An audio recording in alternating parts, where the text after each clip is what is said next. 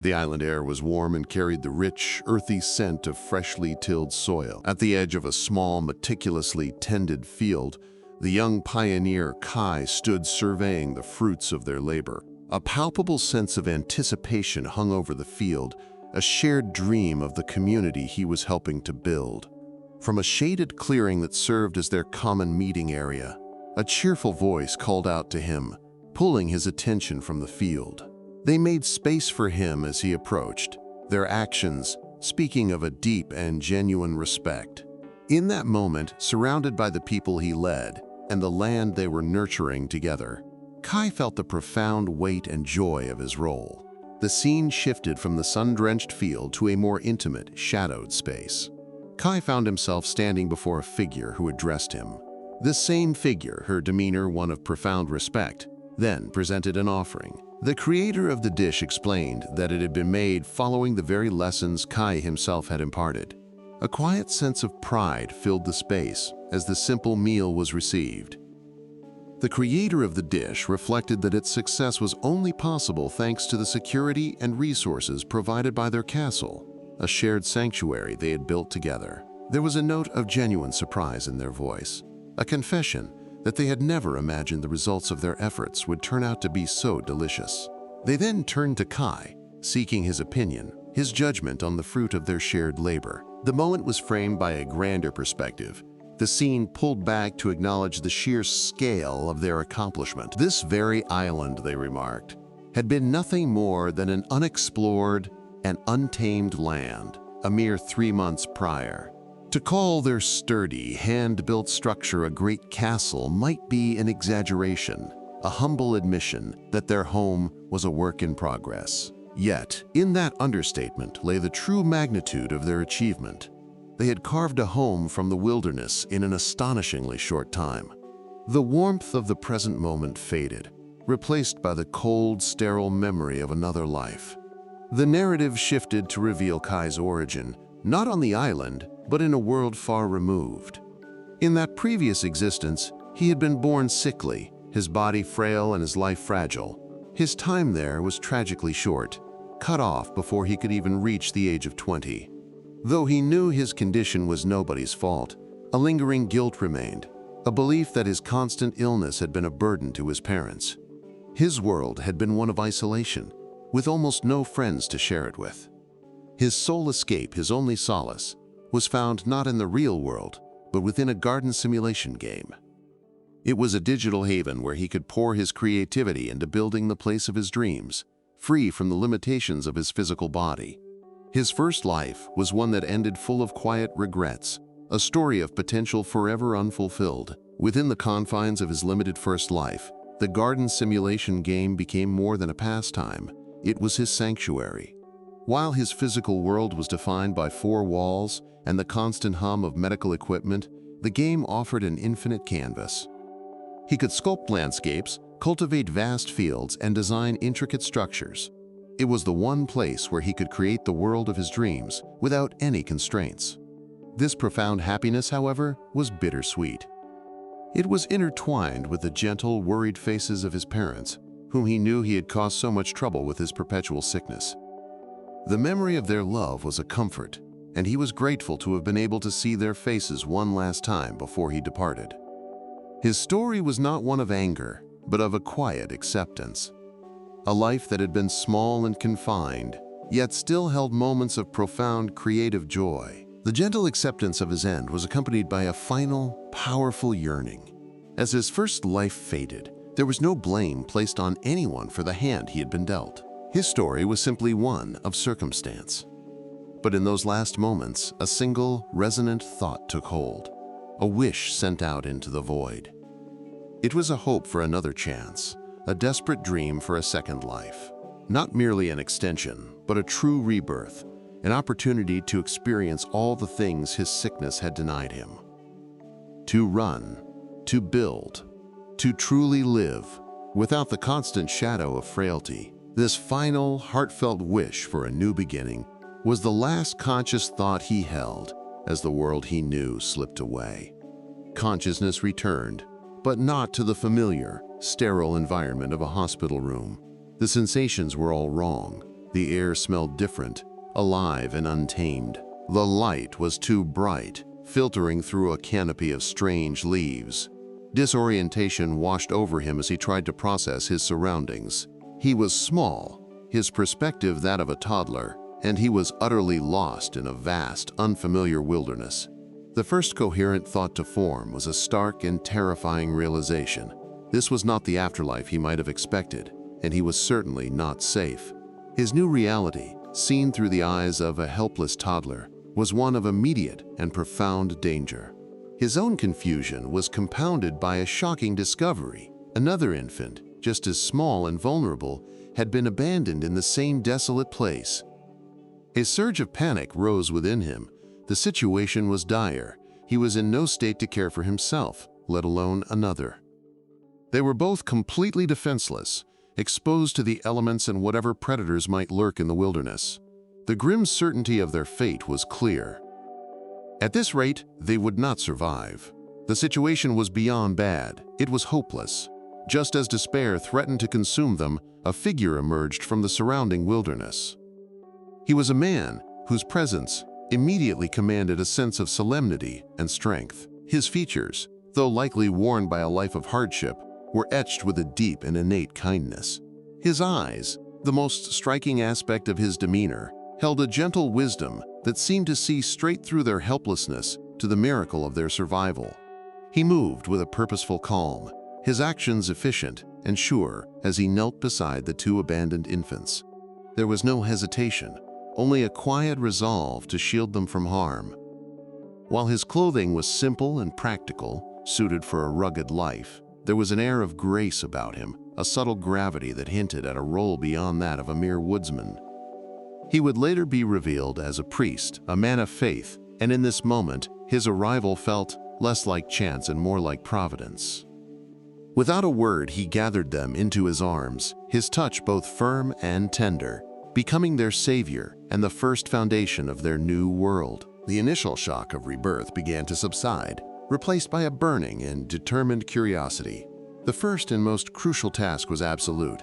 He had to learn. He needed to understand everything about this bewildering new world, its people, its customs, its language, and its laws. This was not merely about adaptation. It was a comprehensive study for survival and, ultimately, for thriving. His resolve solidified into a single, commanding thought that defined his new purpose. First of all, let's learn all about this world. This mission was paramount, the essential foundation upon which his second chance would be built. Time, measured in seasons and sunrises, began to flow. The terrifying ordeal of abandonment was soothed by the unwavering care of the man who had found them. The priest, a man named Joseph, did not merely save them, he gave them a new beginning. He bestowed upon them new names, Kai and Rukia, weaving them into the fabric of his own life and identity. 2 years passed since that fateful day in the woods. As Kai grew, his awareness expanded. He looked around at the simple wooden walls of their home, at the man he called father, and at the sister who had been abandoned alongside him. The profound realization settled deep within him. They had been given a second chance. They had been adopted, offered a family and a future they should never have had. He could say with certainty that their lives, against all odds, had been rebuilt. As the years gently passed within the safety of their new home, Kai's understanding of the world deepened. He learned that this was not merely a different country, but an entirely different world. One where the fundamental rules of reality were rewritten. Here, the energy of magic was a tangible force, a power that certain individuals could wield. And alongside it, even more profound than magic, was the confirmed existence of gods, actual deities who were believed to influence the world and its people. His sister, Rukia, now 12 years old, was naturally curious about these profound truths. She approached Kai with a question about these gods, wondering if hearing their stories would be acceptable. Her youthful enthusiasm was palpable as she declared her intention to have a good time listening, but she was also shrewd enough to suggest keeping it a secret from their father, a playful tease that hinted at the close, comfortable bond they all shared. The lessons from his father, Joseph, began to paint a picture of a world governed by divine will. He learned that this reality was believed to have been created by a god named Farley. As a priest, Joseph spoke of this with a reverent certainty. Beyond Farley, he explained, there were 12 other gods, making 13 in total. Children who received a blessing from one of these deities were marked as special, chosen ones. This blessing manifested as a holy seal that would appear on their left chest. Unlike the systematic study of magic, which often specialized in destructive forces, the abilities granted by a god were unique and inconsistent. By calling upon the name of the god who blessed them, these individuals could perform miraculous, special abilities that defied ordinary explanation. The nature of the Holy Seal was shrouded in mystery and ritual. Kai explained to Rukia that the mark was not visible from birth. It only manifested when a blessed child came of age, specifically at the age of 12. And even then, the individual themselves would not know which god had blessed them until they received the official ordinances at a ceremony held in the temple. This secrecy extended to the gods themselves. The names of many deities were kept confidential by the temple, not revealed to the public. The complete list was a closely guarded secret, contained within a sacred book, accessible only to the high priest. This meant a blessed person could possess a great power without ever knowing the true name of the divine source from which it flowed. Despite understanding the incredible potential of divine blessings, a more immediate and personal frustration took root within Kai. He had discovered that the magic of this world, a fundamental force others could wield, was completely closed off to him. No matter how he tried, he could not grasp or channel it. The injustice of it felt like a cruel mockery, to be reborn into a world of wonders, only to be denied its most basic marvel, was a devastating blow. The disappointment was so profound that he retreated, crying for a long time, overwhelmed by a sense of powerlessness. His sorrow, however, was met with profound kindness. His sister, Rukia, approached him not with pity, but with a simple, comforting offer. She thanked him, though for what was unclear, and promised that if he cried again, she would be there to pat his head and offer solace. The scene was one of simple, daily chores. Her brother, Kai, approached, his playfulness getting the better of him as he began to splash her. She told him to stop, her tone light but firm, warning him that she would splash him too if he continued. He quickly apologized, his teasing coming to an end. But in that moment of distraction, something extraordinary happened. A brilliant, otherworldly light suddenly emanated from Rukia's chest, catching them both completely by surprise. The timing was so sudden it seemed almost unrelated to their play. Kai's eyes widened in shock and instant recognition. He shouted for their father, his voice filled with a mixture of panic and awe, declaring that the Holy Seal had appeared on Rukia's chest. Their father, Joseph, his expression shifting from concern to stunned revelation as he saw the luminous mark on Kai's chest. He looked from the seal to Kai, a wave of understanding passing over him. He murmured that it was just as he had told them, a cryptic comment that hinted he might have anticipated this event. He spoke their names softly, Rukia and Kai, his voice thick with emotion. Then, his restraint broke, replaced by pure, elated triumph. He cheered, unable to believe the reality before his eyes. It was, indeed, the Holy Seal, a divine confirmation that his daughter was one of the blessed. The miracle he had perhaps always hoped for had come to pass right in their humble home. Overcome with emotion, their father Joseph gathered them both in a heartfelt embrace. He poured out his congratulations, his voice brimming with unwavering pride. He called them his miracles, a living testament to a grace he believed was bestowed by the gods themselves. His gratitude felt larger than himself, a profound thankfulness for the destiny that had brought these two children into his life. However, his joyous outburst contained a curious slip. Amidst his pride, he asked if they had entered his study, a question that seemed to come from nowhere.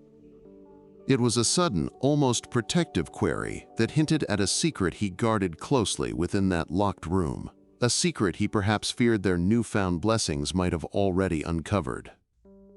For Kai, now 10 years old, the celebration was followed by a private, gnawing anxiety. He had tried.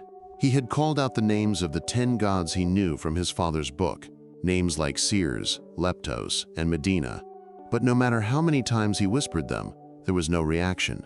No divine power answered his call. A frustrating barrier remained. His father's study, where the sacred text with the names of the final 3 secret gods was kept, had been locked tight ever since Rukia's awakening. He was trapped, unable to investigate further. The fear took root. Was his god one of those 3? Or was something else wrong? The daily training felt hollow, and the lack of answers filled him with a restless dread that overshadowed the joy of his sister's blessing. Kai was deep in his solitary training, his frustration mounting with each failed attempt to summon a power he couldn't name. His sister, Rukia, approached him, her head tilted curiously. She observed his efforts and asked if he was training yet again. Seeing his glum expression, she pressed further. She knew he wanted to know, truly wanted to know which god had blessed him. She then offered a solution, her voice bright with possibility. She revealed that she hadn't tried using the note of god names herself yet. That was it. That was their new plan. She would use her own awakening to help him find the answer he sought. A collaborative effort that shifted the dynamic from solitary struggle to shared purpose. The names Luke and Medina were uttered into the quiet, each one meeting with no visible effect. But when she muttered idea, a title speaking of profound truth and revelation, a holy glow surrounded her as her blessing activated. She announced that it was great, that she had heard a voice. She identified the presence not by a list, but as a singular entity, the One. Seeing her brother's restless anxiety, Rukia approached him with a new sense of purpose. A thoughtful look crossed her face as a possibility occurred to her. She wondered aloud if she had, in fact, become a blessed person now. A moment of concentration passed, and then her expression lit up with excitement. She hadn't needed the old note of god names after all. He revealed the name of the deity who had answered her call, the god of truth, Idea. He recognized this as a significant figure, a pretty major god. He asked if she could try to discover the name of his god. Emboldened by this success, she turned her newfound power toward her brother. She asked for his permission, her tone shifting from excitement to focused determination, wanting to use her ability on him to find the answer he so desperately sought. Rukia's eyes began to glow with a soft, ethereal light. This was the manifestation of her divine gift, the pupils of truth. She looked at her brother, and this time she did not see just a boy. She saw the divine signature etched onto his very soul. The truth revealed itself to her vision. She spoke the name not as a question, but as a definitive declaration. The god that had blessed him was Alamira. A sense of awe filled her voice as she confirmed it, repeating the discovery as if to solidify its reality. "I can see it," she whispered. "I can see it." The mystery that had plagued Kai for so long was finally solved, not in a temple, but through the love and power of his sister. Kai was momentarily stunned into silence by the revelation. The name Alamira was completely unknown to him. It was not recorded among the gods in his father's notes. He offered his sister faint praise, calling her splendid, his mind already racing far ahead. Rukia, however, was eager for more specific feedback, asking if she was skilled and very talented for uncovering such a secret. His thoughts, however, were consumed by the implications. He cautiously asked how much she truly understood about the full extent of Idea's power, a tremor of fear in his heart. He felt a surge of relief that her ability had only revealed the god's name and had not sown a deeper, more dangerous truth. He reaffirmed the vow to himself. The knowledge of his previous life and the fact of their adoption were secrets that must never, ever be discovered. For now, the name Alamira was all he had, a puzzle piece without a picture to guide him. He understood the need for caution. He could not afford to be caught in a lie or have his other secrets uncovered. With the divine name Alamira finally his, a new chapter of resolve began for Kai. He felt a profound shift. He was now one step closer to truly becoming a blessed person himself. He allowed himself a moment of hope, wondering if the ability granted to him would be a good and useful one. He saw a clear path forward. When a blessed person came of age, they could automatically work as an apprentice in the temple. He and Rukia could both become priests, a noble profession that would allow them to repay their father for the incredible kindness he had shown them. They owed him their lives, for they would certainly have perished if he had not found them in the wilderness all those years ago. He made a silent promise. In this life, he would become the good son he felt he couldn't be in his last. A new determination solidified within Kai. The ability that the goddess Alamira had given him was now clear, and it was far more incredible than he could have ever imagined. A triumphant energy surged through him. This was his calling. This was his purpose. With a resolute cry of, "Farming village at the palm of my hands," he accepted the divine gift and the mission that came with it. The scale of the power granted to him by Alamira was truly beyond fantasy. It was not merely a simple skill or a combat spell. It was the profound and literal ability to hold an entire world in the palm of his hand. A miniature, manageable reality that he could shape and guide according to his will. Before him, shimmering into existence above his hand, was the tangible manifestation of this power. It was a perfect, intricate diorama of the future they would build together. He looked upon it and spoke its name with a sense of profound ownership and wonder.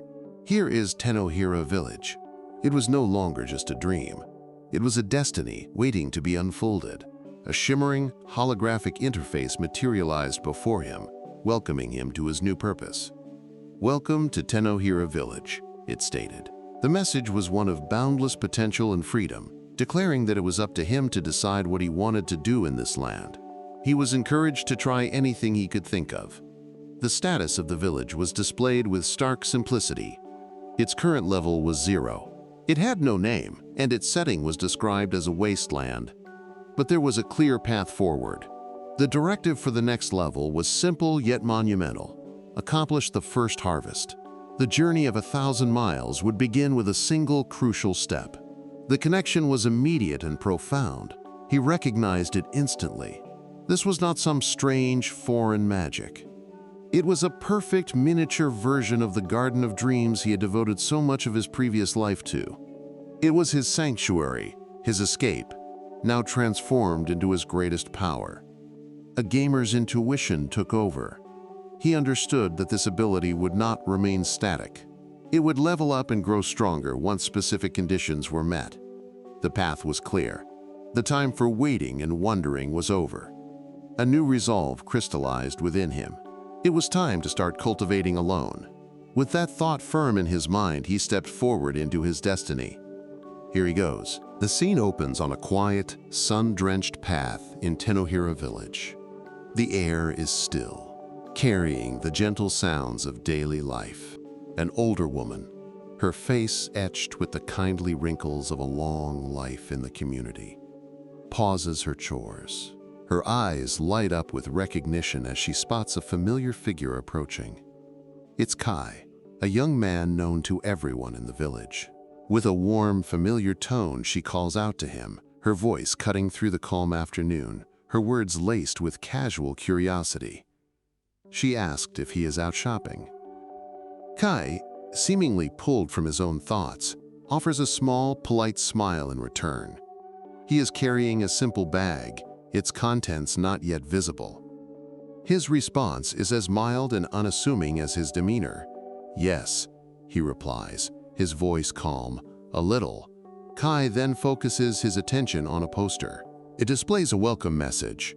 "Welcome to Tenohira Pioneering Village." The poster declares that how this pristine land is coordinated is entirely up to him, encouraging him to try doing whatever he can think of. It also presents a clear status report. The current level is 0, the village has no name, and its development rank is wasteland. A primary goal is established for advancement, stated as next level, achieve, first harvest. Following this, The focus shifts to the young man, Kai, as he processes this information.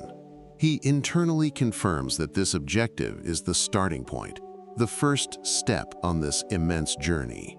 He reflects on the significant financial commitment he has already made, noting that he spent most of his savings to acquire this world.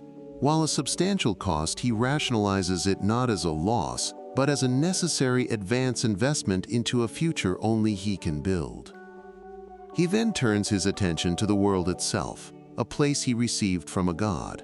He resolves to develop this personal sanctuary, known as Tenohira Village, however he wants. He finds the process of shaping the land to be surprisingly smooth and intuitive. He marvels at this, feeling a sense of rightness and potential as he looks out over the pristine landscape that now belongs to him. He recounts the basic rules of the ability that brought him here. He remembers that a mysterious, guiding voice will speak when his power awakens fully. It is to be expected from a power that feels like a divine, and perhaps somewhat unpredictable, grace. It is at this moment of contemplation that a sudden, crucial realization strikes him with force. His eyes widen slightly. The seeds. In all his planning and initial exploration, he made a fundamental oversight. Oh, he mutters to himself, realizing that he forgot the seeds. He understands that he will always return to the specific point where this ability is activated, making it his anchor in this world. Kai's eyes scan the landscape of his new world, taking in the field he has started to cultivate. A thought forms in his mind. The field is good, a solid foundation, but that alone is not enough to truly build upon. He also knows the area just outside the village fence has been designated as a zone suitable for one primary purpose: collecting materials. It is a place for gathering, not yet for building. Kai stands amidst the wild grasses, a single young tree sapling in his hands. He finds a spot and begins planting it, his actions meticulous, yet filled with the uncertainty of a beginner. His mind, however, is racing ahead, planning the future of this nascent village. He observes the abundant wilderness around him and realizes that for the monumental task of building a village from nothing, there is, at the very least, no immediate shortage of wood. His thoughts then turn to stone, a fundamental building block, and he wonders aloud if the necessary supply will come from a quarry, already thinking about the logistics of extraction. He reflects on his own actions since arriving, noting how completely absorbed he has become in the endless pursuit of materials and the intricate customization of his small plot of land. This intense focus, coupled with what can only be described as extraordinary luck, feels to him like it is becoming a fundamental factor in slowly forming the base of a true farming village. This feeling is compounded by a truly miraculous phenomenon he has already observed. Everything planted here grows at a rate several times faster than usual, defying the natural laws he knows. The potential is staggering. Despite the potential he saw, Kai's efforts met with a significant and frustrating limitation. It became clear that while inanimate objects and materials could be brought into this world, transporting another living human being seemed to be completely impossible. This discovery was a substantial setback to his plans. Furthermore, another rule governs this world. A mysterious, enforcing power dictated a strict limit to how long he could physically remain within the village's boundaries in a single day. Once that daily time limit was reached, the choice was taken from him. He was unceremoniously and forcibly thrown out, ejected back to his point of origin. The page ended with his cry of surprise and protest, echoing into the void as he was expelled. Time passed within the confines of the village. After a few days, a change became evident. The young trees that Kai had planted with his own hands showed remarkable growth, their branches now stretching out and extending beyond the perimeter of the initial fence that surrounded his core territory. This rapid and visible expansion prompted a new concern to surface in his mind. His attention shifted from the thriving trees to the state of his cultivated field. He began to worry about its progress, questioning if the plants within were merely going through a period of poor growth lately. A more profound and unsettling thought followed this worry. He started to question the very nature of the changes he was enacting. He wondered if the alterations he made to the village, the cultivation, the growth, the expansion, were not contained within its borders. The thought occurred to him that the change of the village might, in fact, be subtly spreading and influencing the outside environment around it. A scene of utter devastation met his eyes. His carefully tended field lay in ruins, a complete and total destruction of all his hard work. A profound sense of shock and disbelief washed over him, followed by a quiet internal cry of injustice as he questioned why this misfortune had targeted him. His mind raced, trying to piece together the cause of the catastrophe. He wondered what could have possibly happened to wipe out his progress so thoroughly.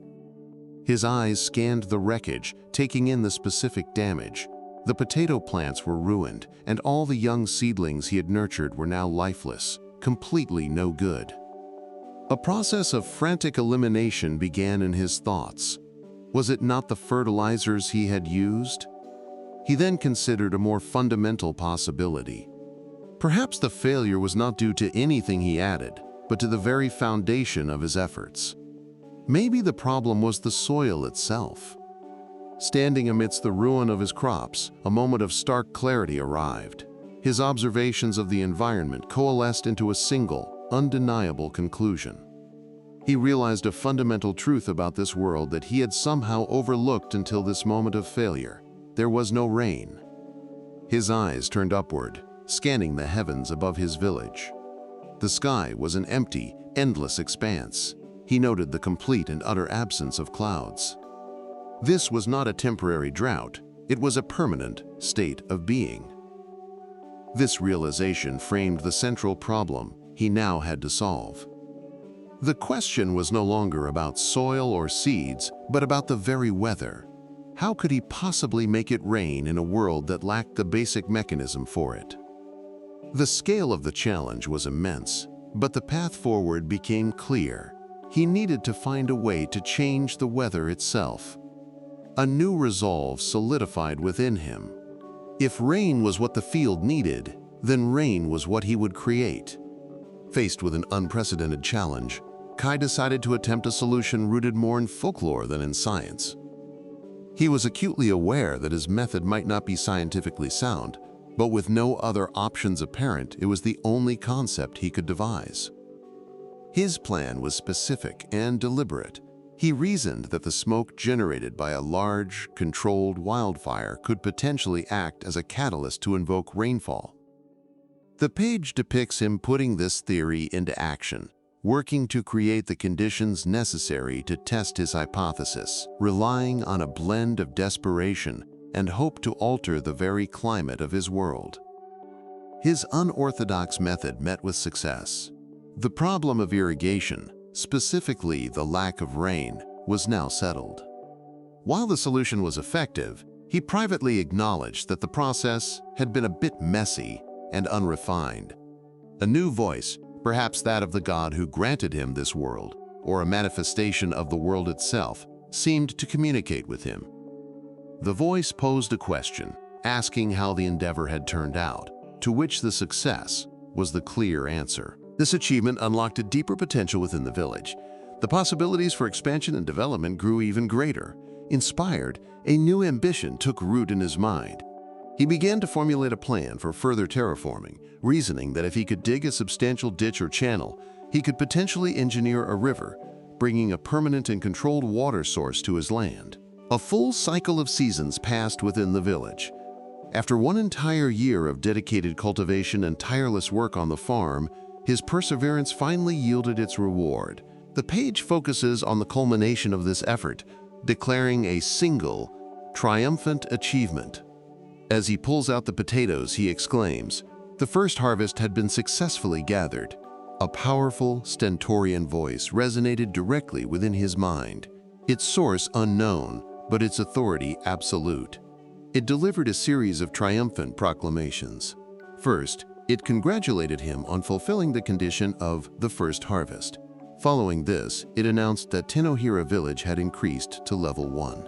Finally, it declared that his village cultivation rank had been upgraded from wasteland to reclaimed land. He recognized this powerful voice.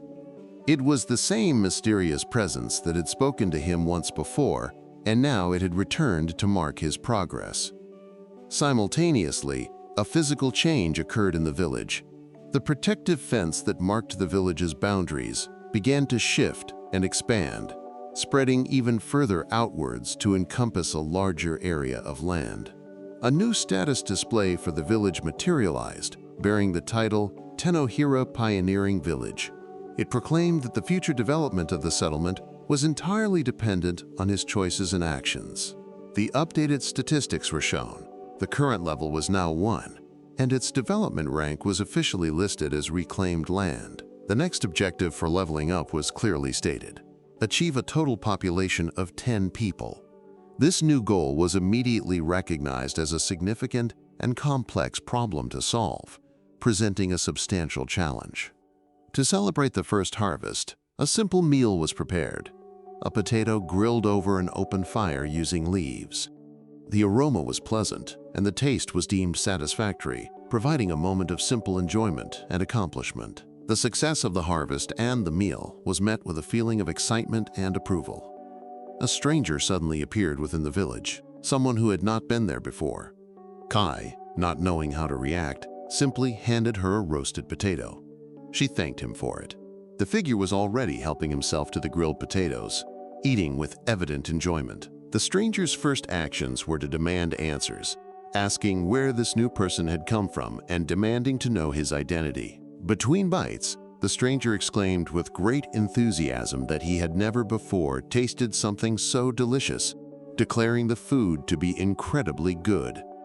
The stranger then introduced herself, revealing her name to be Enel. She explained her origin and purpose, stating that she was the manager of this village, a being created specifically to support the development of this world. She clarified that her existence was due to the nature of the place, explaining that this was a world belonging solely to the young man. Enel, the newly arrived village manager, began to outline her role and desires. She expressed that for the immediate future, a stable and tasty food supply would be a very nice development, and that such a thing would bring her happiness. She explained that her happiness would grow if various new and interesting things were brought into the village from the outside world from now on. She then presented a gift, offering a strange and unknown item to the young man. He examined it with confusion. Enel identified the item as the Seeds of Creation. She clarified that this was his reward for achieving level 1. Kai asked her what would grow from that seed. She did not know about it herself, only noting that it can only be planted in the outside world.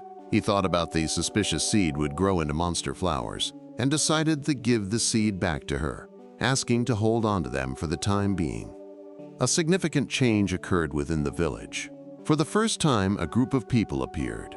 Their arrival was not a formal or organized event, but had the feel of a spontaneous migration, reminiscent of primitive people finding a new home. After a moment, he managed to overcome his uncertainty. He stepped forward and formally welcomed the new arrivals to Tenohira Village, marking the beginning of a new chapter for the settlement. These new arrivals, the first villagers, were initially completely unaware of the young man's presence. Because of his unique status as the godlike creator of this world, they were unable to perceive him at all.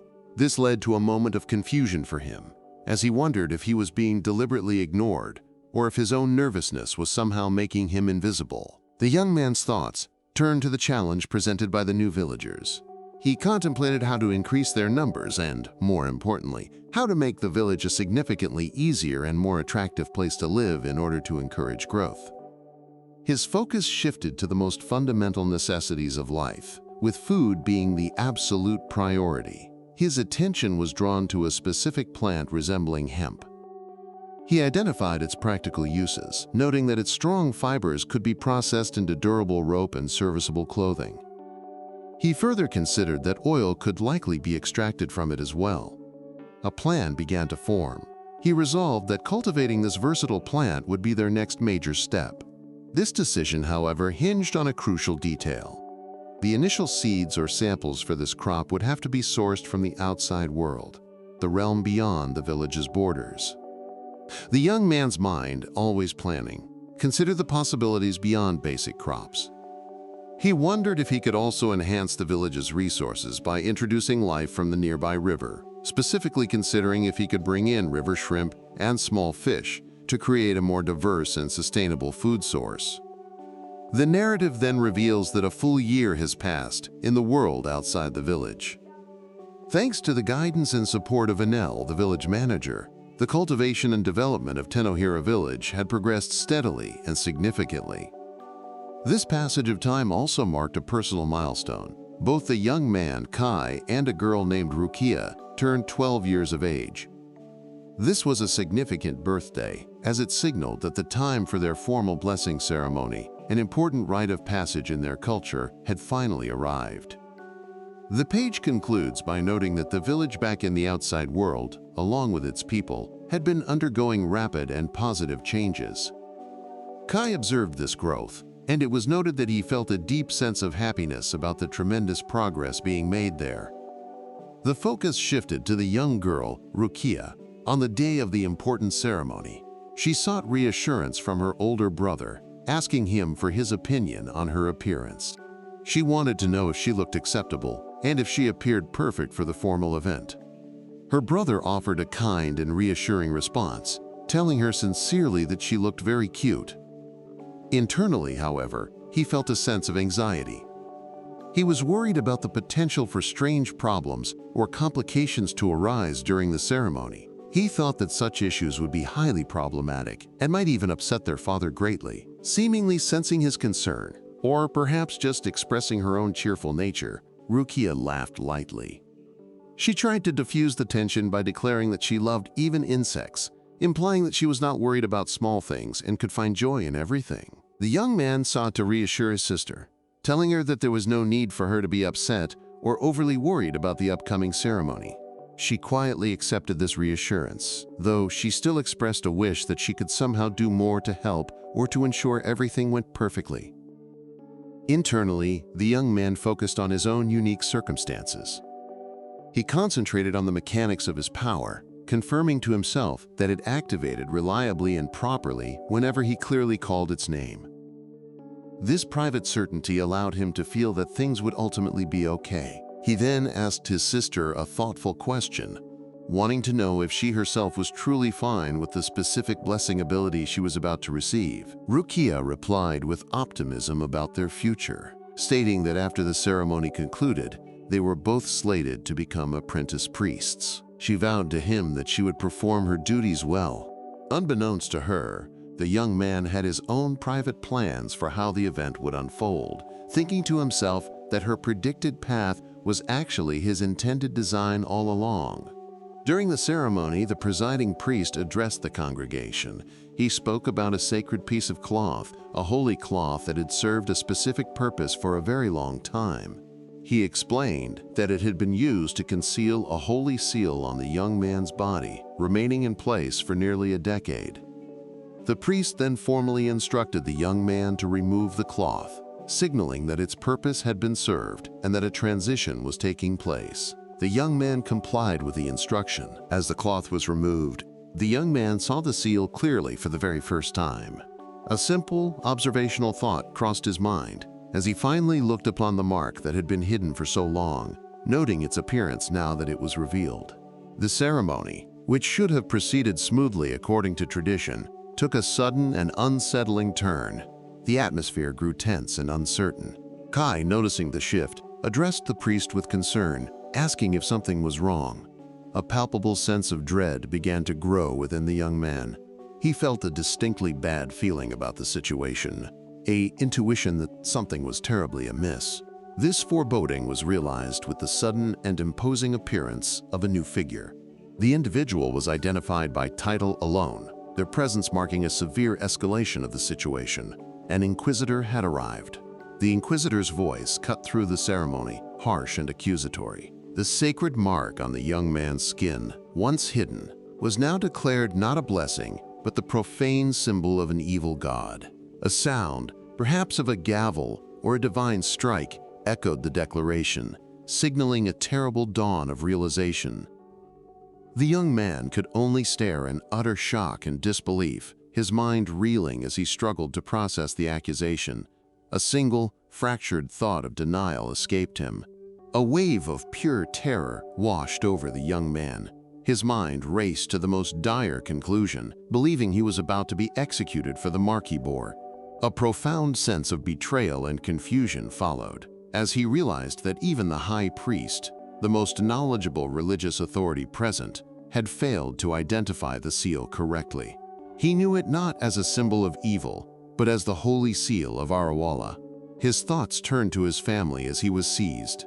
The injustice of the moment was compounded by the brutal suddenness of it all. He was given no chance to offer a final goodbye to his father or to Rukia. He was left with only one haunting question: what had just happened? The sentence was carried out with immediate and brutal efficiency. There was no trial, no deliberation. The young man's protests were cut short as he was forcibly seized by the authorities. He was summarily cast out from his community and exiled.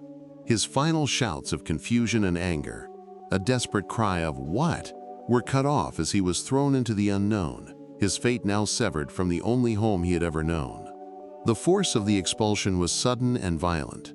A cry of shock and pain was torn from him as he was physically thrown from the ceremony grounds. His body tumbled through the air, a powerless weight against an unseen force. His mind, reeling from the impact and the velocity, could only grasp at fragmented protests. The world became a blur as he was hurled into exile. His shouts of confusion and denial, a sharp "Hey, wait," left hanging in the air behind him.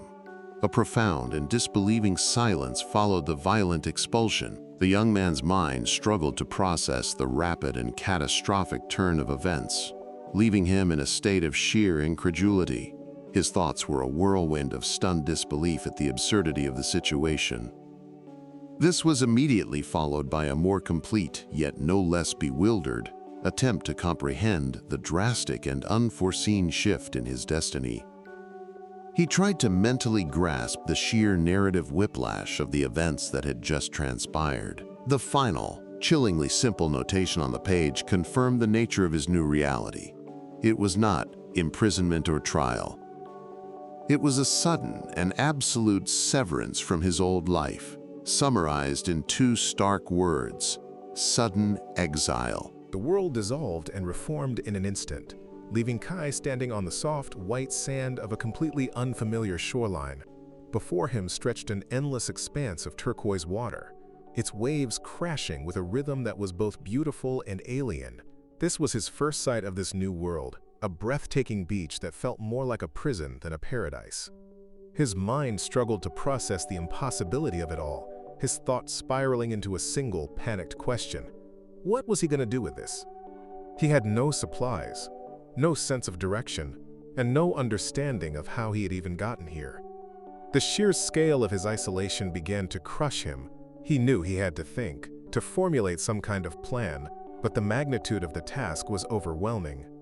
His eyes desperately scanned the environment, searching for any shred of hope, any sign of civilization. But his search only confirmed his deepest fear.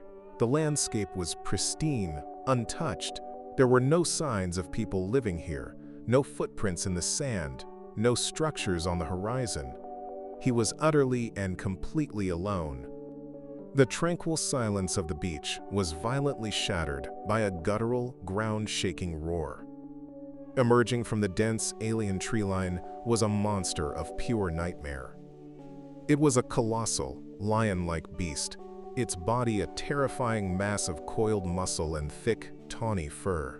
Its eyes burned with a primal, predatory hunger, and its powerful jaws looked capable of crushing stone. This wasn't just an animal, it was a force of nature, a perfect killing machine, and it had fixed its terrifying gaze directly on Kai. A cold, primal fear seized him, freezing him in place.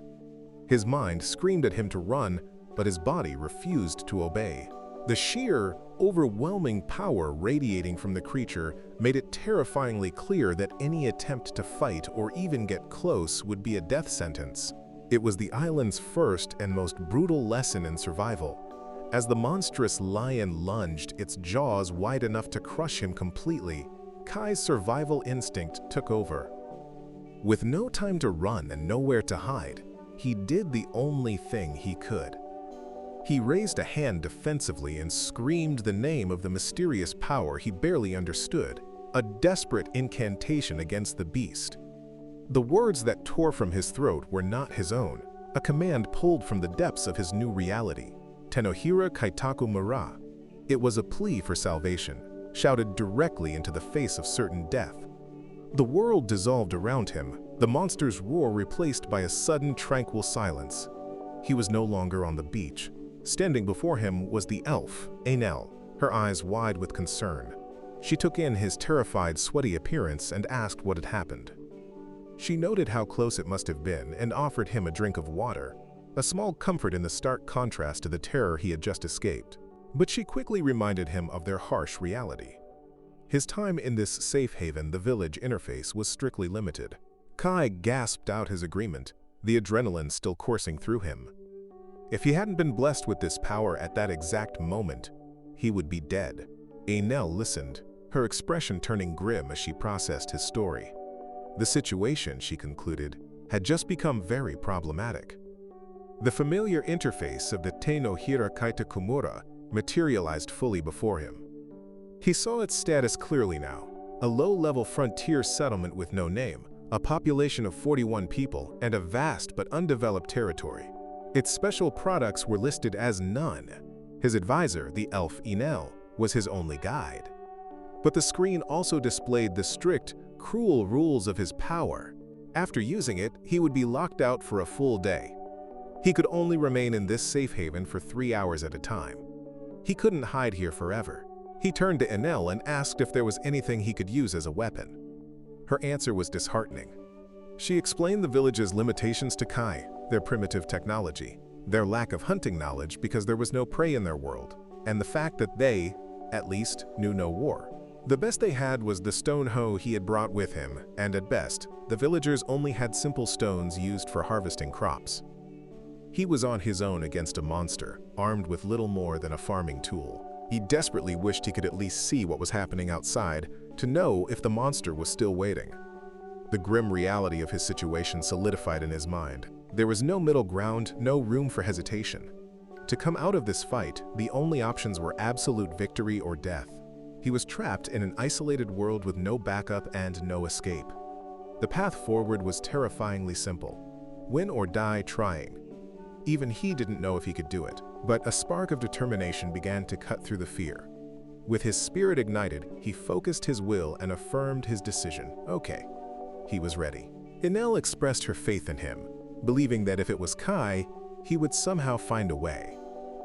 He was reminded that he carried the protection of the great god Aramilla.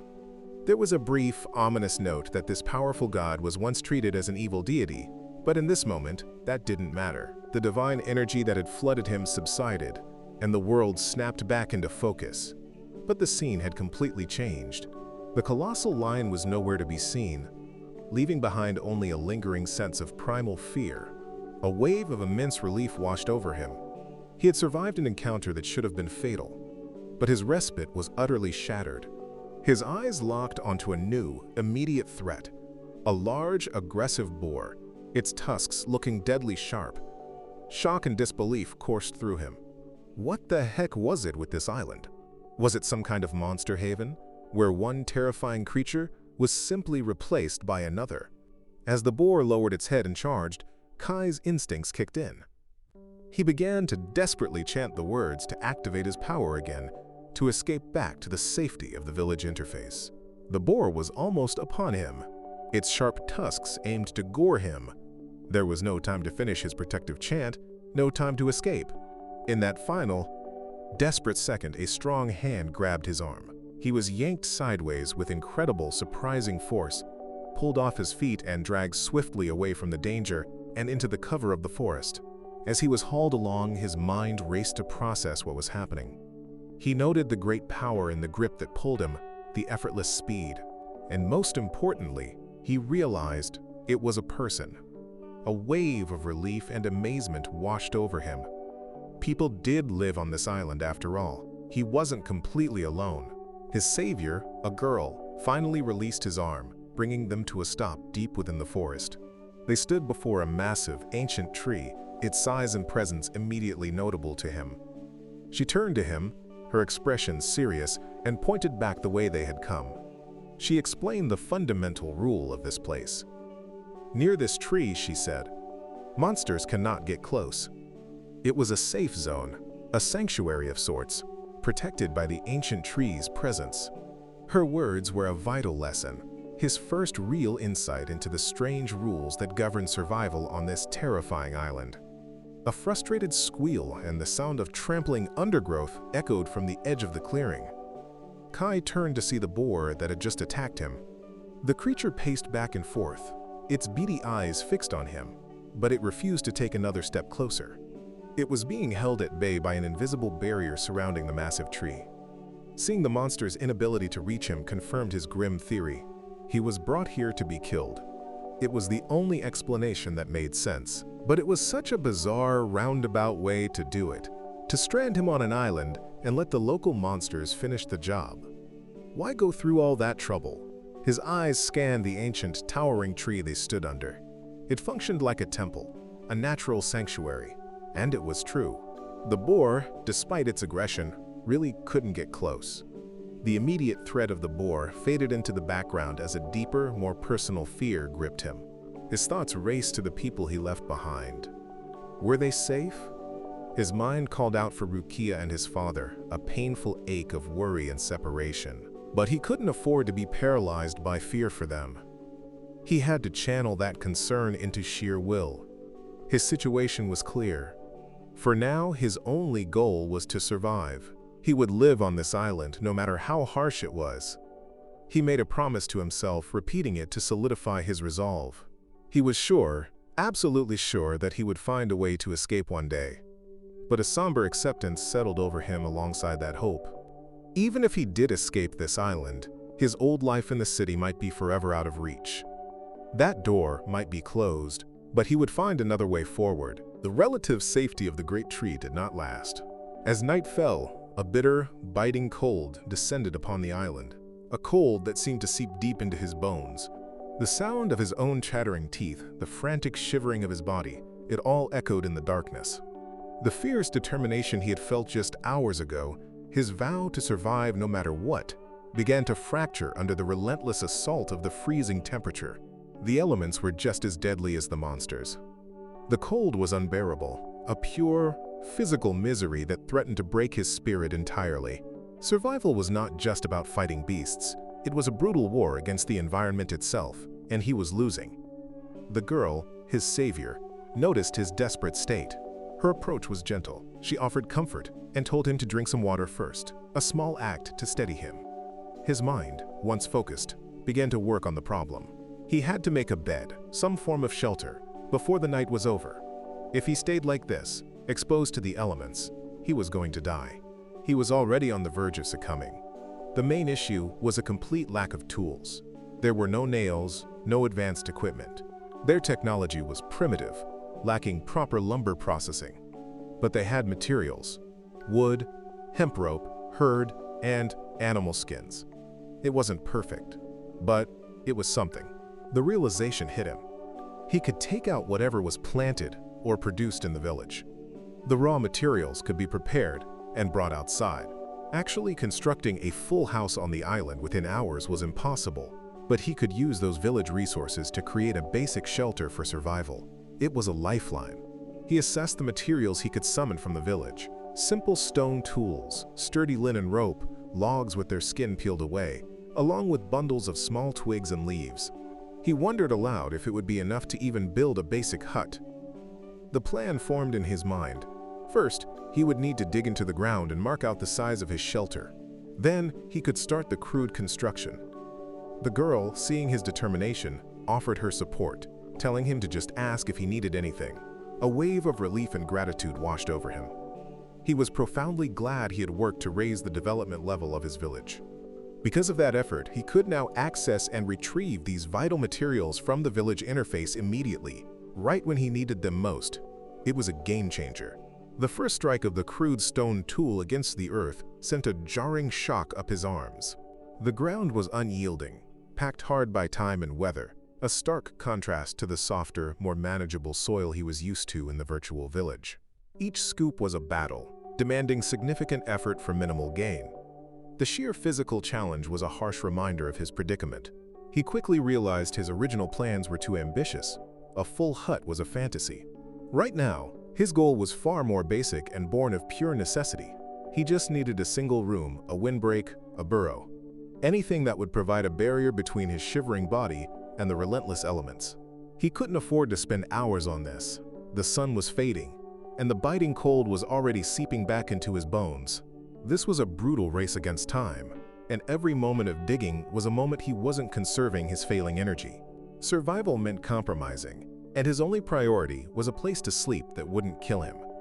His efforts to dig a proper shelter were quickly abandoned. As expected, it was impossible with the tools and time he had. The ground was too hard, and his strength was too limited. His mind shifted to a more immediate, visceral need. Warmth. He longed for a hearth, a fireplace, anything to drive out the pervasive cold that threatened to consume him. Looking at the scattered materials, he formulated a new, simpler plan. He would use the wood and linens to make a sad, but functional lean-to. It would be open enough to let some light in, but provide a windbreak. For a ceiling, he looked up at the massive, protective branches of the great tree above them. It would have to serve as a roof, shielding him from the rain. His focus then turned to the girl who had saved him. He realized she was just a kid, the same one he had seen from the corner of his eye the day before. She was in this struggle with him. He watched as the girl quickly darted away from him, disappearing back into the shadows of the forest. He was left alone again, staring at the space where she had been. A quiet confusion settled over him. After everything, after helping him, why did she run away? Was she afraid of him? Or was it something else? As the hours passed, he focused on the task, and eventually, the shelter was done. It was a crude but vital structure, a bed made from a deep pile of fallen leaves and wood chips, all covered over with the linen he had summoned from the village. As he settled in, a faint, pleasant aroma rose from the materials. He realized then that the village linen naturally emitted a smell that repelled insects. It was a small, unexpected mercy in the midst of the overwhelming struggle to survive. A new morning arrived, and for the first time he did not wake up shivering or bitten by insects. He had actually slept, and the difference was astounding. He took a deep, refreshed breath, the simple act feeling like a luxury. The contrast between this morning and the previous night's desperation was immense. He felt a genuine smile form as he looked at the shelter that had saved him. It was the best. Having a safe place to rest, however simple, had changed everything. The quality of his survival had fundamentally improved. It was really different after all. He then stepped into Tenohira village, and Anil was there waiting for him. She greeted him with a cheerful "Good morning, Kai," and asked if he'd had breakfast. The settlement's cultural level had risen, and the village had grown more plentiful, its resources becoming more robust. For anybody who comes into the village, the difficulty would seem to be on easy mode. The village was now a reliable source of fundamental needs. There was water and food available there if he needed it. But the thought was followed by a sharp, chilling caveat. His entire strategy relied on his mysterious power. If that ability ever failed, if he one day could not access the village, he would be completely and utterly stuck, stranded with no way to sustain himself. The village was a lifeline, but it was also a potential trap. His survival couldn't depend solely on the village. He needed to establish his own fields here, on the island itself, to grow his own food. This was a critical step for true self-sufficiency. After thanking Anil for the meal she provided through the interface, his thoughts turned to the island. His plan for the day was set. Anil's voice reached him, pulling him from his thoughts. She explained that if he discovered anything new on the island, any new plant or resource, it would help her research and, in turn, benefit the village's development. Bringing those discoveries to her would definitely help him too. He agreed immediately, seeing the mutual benefit. He promised to do just that. Her tone then lightened, and she added a personal request. If possible, she'd be happy if he could find something delicious. In their dire situation, a small luxury like that would be a tremendous morale boost. Her words resonated with him. In this overwhelming struggle, having a friend with a positive attitude, someone to share a goal with, had really helped. It was a small but powerful anchor in the chaos. He turned his attention back to the task at hand, preparing the soil for his first island field. With a slight smile, he admitted to himself that while it was primarily for risk reduction and survival, he honestly just loved fieldwork. There was a simple, grounding satisfaction in cultivating the earth. As he worked, a vibrant color suddenly caught his eye amidst the green foliage. He paused, straightening up. It was an orange. A perfect, ripe orange, seemingly out of place. His first thought was one of deep suspicion. Who could have placed it there? His eyes scanned the area cautiously, and that's when he saw her. The girl was partially hidden behind the thick trunk of a nearby tree. She wasn't looking at the fruit. She was watching him intently, her expression unreadable as she silently assessed him from the shadows. The sight of the girl hiding, clearly brought to this island just like him, solidified a new understanding. He wondered if she was another victim, another soul stranded against her will. Her fear and caution were not without reason.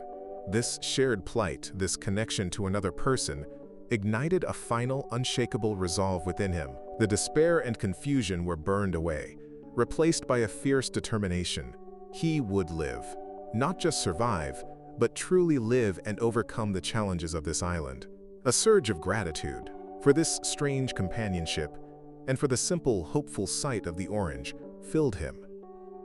He had made up his mind. The planning and worrying were over. Now, he just had to do it. The memory was sharp and painful. In the flashback, a young boy stood frozen, his eyes wide with pure terror. He was not looking at a monster, but at a girl. His fingers shook as he pointed directly at her, his voice rising into a horrified scream. He called her a devil. He shrieked for her to stay away from him, his words laced with a fear that was absolute and devastating. But the girl's reaction was not one of malice. Her own expression was one of urgent alarm. She was not focused on his accusations.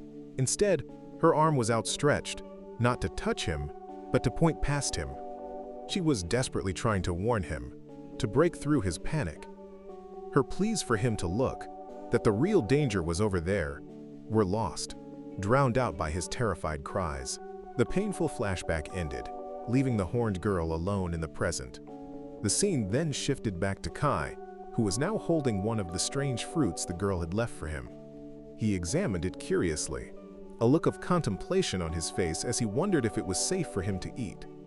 His thoughts then turned to a previous conversation, and he recalled the words of his companion, Enel, who had encouraged him to bring delicious things back for her from the island. The memory of that request added a new layer of purpose to his examination of the fruit. Back in the safety of the village, Kai handed the peculiar fruit to Enel. As he did, he recounted the strange events on the island, concluding with his firm belief that the fruit was likely poisonous. Enel, however, held the fruit up, examining its unusual color and shape with a curious eye. She countered his fear, stating that it actually looked quite delicious. Before Kai could protest further, she took a decisive bite. To Kai's immense surprise, she did not fall ill. Instead, she confirmed that while the flavor was a little bittersweet, it was undoubtedly good. Her assurance, coupled with his own curiosity, compelled Kai to finally try a small piece himself. His eyes widened as he discovered the complex taste was not only safe, but truly delicious. Enel elaborated, noting that the flavor was very deep and rich. She then turned to him, holding the fruit thoughtfully, as she posed the question of whether this was something the other villagers would also enjoy. A new possibility for the village's prosperity began to take root in their minds. Kai held up the remaining seeds, a look of concern on his face as he asked Enel if they could truly plant a new crop with only this small amount to start with. Enel's face broke into a reassuring smile. She explained that they were, in fact, very lucky. The moment Kai had brought the fruit into Tenohira village, their world had officially acknowledged and discovered it. Simply by his act of carrying it across the boundary, the fruit had become a new, tangible existence within their realm. She elaborated further on the unique nature of their village. It operated on a strange principle. Time and progress moved several times faster whenever Kai was not physically present there. Because of this, she assured him that propagating the plant would be a simple and swift process. The village itself would accelerate its growth. Hearing this, Kai nodded in understanding. His role was clear. He would leave the task of cultivating the fruit in the village to the capable Enel. His own mission was to return to the island immediately. He stated his intention to continue developing the farm on that mysterious shore, turning to leave as the vast island awaited his return. The scene shifted to a few days later. Kai was on the island, tending to a freshly tilled field. His internal monologue noted that the preparation was finally complete. All that was left was to plant the potato seeds. His attention was then drawn to a subtle movement. In the next panel, he noticed the horned girl peering at him from behind the thick trunk of a tree, her crimson eyes just visible. He thought to himself, "Here she comes again." Just as he turned and opened his mouth to call out to her, she startled and darted away, vanishing back into the forest's foliage. He was left alone, a faint, wistful smile on his face. He mused that her behavior was much like a stray cat from his old neighborhood, wary, solitary, but drawn near by a quiet curiosity. His gaze then fell upon a few of the unique fruits she had left for him, as she did every night. He felt a deep sense of gratitude, wishing he could thank her properly. It was thanks to her gifts that they had been able to introduce and successfully grow this new, delicious food in the village, securing a better future for everyone. Kai was suddenly frightened by a loud rustling sound from the dense foliage. He spun around to see a massive, aggressive boar emerging from the bushes, its tusks looking deadly. Reacting instantly, he teleported away. He reappeared within the safety of the village, his heart still racing. He immediately found Enel, and, breathless from the encounter, told her he wanted to introduce weapons for defense. Enel was taken aback, repeating his question back to him in a tone of surprise. In his urgency, Kai suggested they start by bringing simple tools like hoes and replicating them in the village. Enel listened patiently, then explained why the idea was difficult. Her voice was calm but firm as she outlined the core principle of their home. In their village, there was no concept of enemies. The very idea of weapons was foreign to their peaceful existence. Enel's expression was thoughtful yet troubled as she considered their dilemma. She proposed a radical and dangerous solution, suggesting that they could throw the monsters from the island directly into the village. She reasoned that while the village might collapse from the shock, it would instantly become a world of violence, forcing the peaceful people to understand the nature of enemies and survival. Kai listened, his face etching with deep concern. His gaze drifted past Enel to the villagers outside, who were quietly and contentedly tending to their fields, completely unaware of the dangerous discussion. The sight of their peaceful labor made the idea feel horribly wrong. He turned back, silently agreeing with her unspoken conclusion. They needed real military power to protect this peace. A half-assed weapon, like a farming hoe, would not be enough to win a true battle against a monster, and would only give a false sense of security. The idea was abandoned. Suddenly, Enel's eyes widened as a new thought occurred to her. She called out to Kai, her tone shifting from grim to urgent, remembering something crucial they had overlooked. She held up a small, unassuming object, asking him if he had truly forgotten about it. Kai stared back, his face a mask of pure confusion. He had no idea what she was holding, and asked her what it was. Her incredulity grew. She could not believe he had really forgotten. She reminded him, her voice firm, that it was a seed, the seed of creation. Recognition finally flashed in Kai's eyes as the memory of the powerful object returned to him. A smile spread across his face as he agreed. Enel nodded, her own expression shifting to one of determined resolve. Holding the seed carefully, she declared that the time had finally come to plant it. She stated that she was sure it would definitely be useful. Kai knelt on the rich soil of the island. With a look of solemn determination, he carefully dropped the seed of creation into the earth. His hands came together in a silent prayer, his eyes closed. He wished for the seed to grow into a powerful force, one strong enough to break their current, difficult situation. His thoughts then drifted, moving to the next panel on the left. He pictured the families living peacefully in Tenohira village, their simple joys and bonds. The sight reminded him painfully of his father and sister. A final, resolute thought filled his mind in the last panel. He knew he could not depend on his father now. His father was a high priest, a man of great power but distant priorities. He might only come to retrieve Kai after he discovered something had gone terribly wrong, but Kai knew he could not wait for that. His own fate, and the fate of this new village, was a burden he had to shoulder himself. A new resolve hardened on Kai's face. He stood up, brushing the soil from his hands. The wish was made. The action was taken. Now it was a matter of waiting and preparing for what would come next. His planning mind, always looking several steps ahead, began to formulate a new idea. He decided that he would prepare a large ship in advance. This vessel would serve as a crucial resource, either for bringing more people and supplies to the island, or perhaps for a more urgent, unforeseen need in the future. He finished his thought with a quiet sigh, his gaze turning toward the horizon. Unbeknownst to him, from the deep shadows of the forest's edge, a girl watched him silently, her expression unreadable. The following day, a new problem emerged. Kai awoke feeling noticeably unwell. A deep weariness had settled into his bones, and his head felt heavy and warm. A concerned frown touched his lips as he realized his condition. This was bad.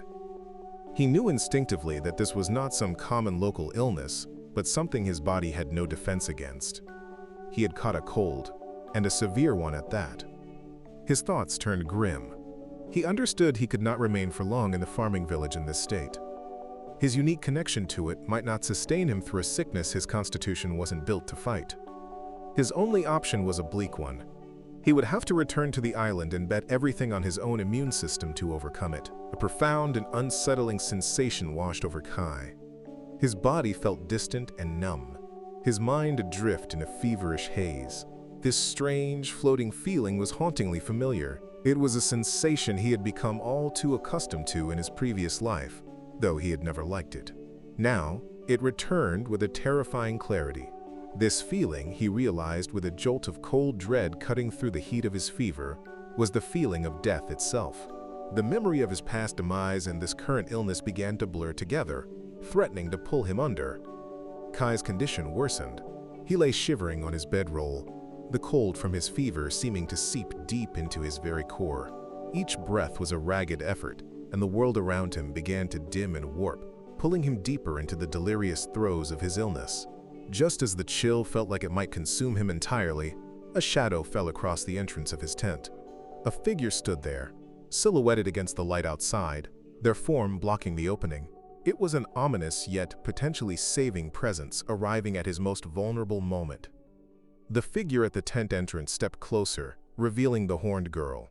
Her crimson eyes were wide with a mixture of curiosity and deep concern as she looked down at Kai's shivering form. She knelt beside him, her voice a soft, hesitant whisper in the quiet of the tent. She asked him a simple, yet direct question, her words slow and measured, inquiring if he was going to die. A moment of heavy silence followed her question. In his feverish state, he noted the girl's presence. With a great effort, he raised a trembling hand from his bedroll, reaching out toward her.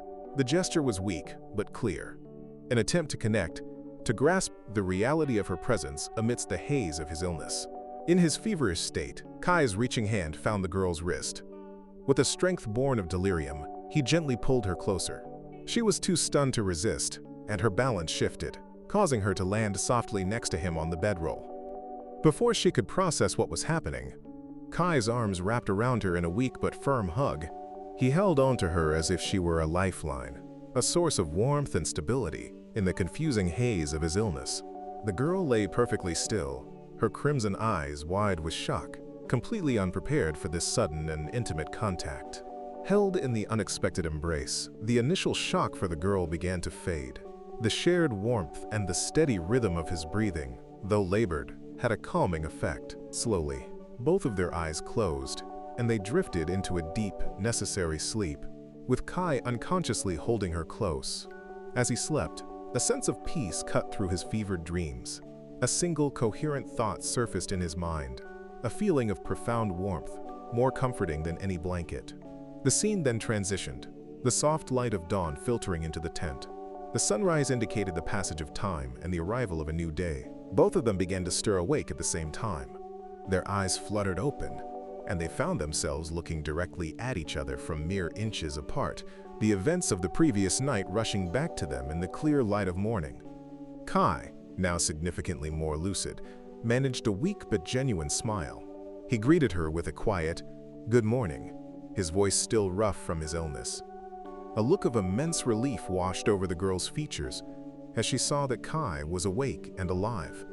Her first words to him were a soft, heartfelt admission of her fear, telling him she was glad he had not died. He then offered her a sincere thank you, gratitude clear in his eyes.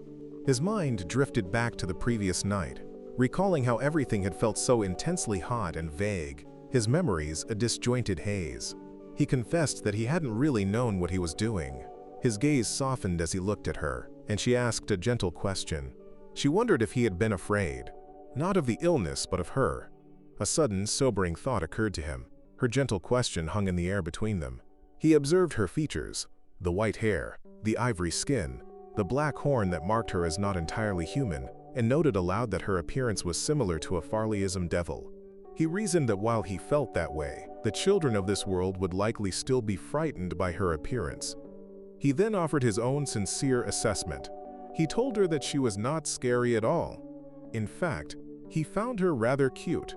The girl stared at him, utterly stunned by his acceptance.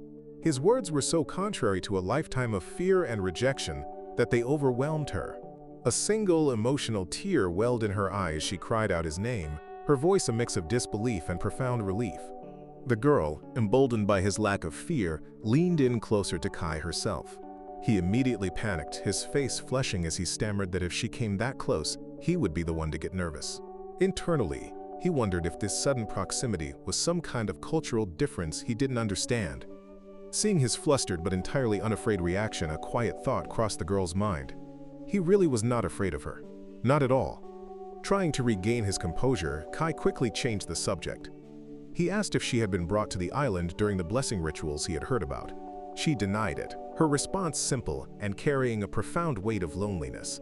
She had been born on the island. Pressing further, Kai asked about other islanders, if there were more like her. Her answer was definitive. There were none. She was completely and utterly alone. The girl's expression grew distant, clouded by painful memories. She confirmed her solitude, explaining that it had not always been this way. Many children had come to the island before Kai. Her voice grew heavy as she recounted their fates. Every single one had been afraid of her. Some of the children had been attacked by the island's monsters.